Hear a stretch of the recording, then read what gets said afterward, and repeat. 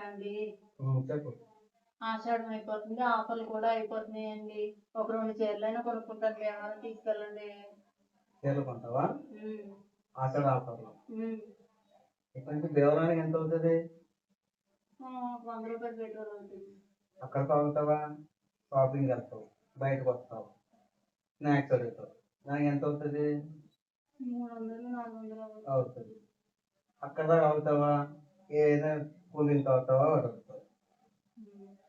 అక్కడ తాగుతావా? రెస్టారెంట్ అంటావు. ఎంజీ లెక్క ఎంత అవుతుంది? 1500 దాకా అవుతుంది. ఆషాఢ ఆఫర్ అని చెప్పి అలా దోచుకుంటారు అంతే, ఏమీ మిగలదు.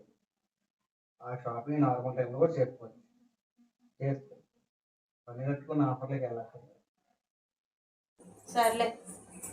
మనం మిడిల్ క్లాస్ ఫ్యామిలీ అమ్మ, డబ్బులు ఉన్నప్పుడే ఆఫర్.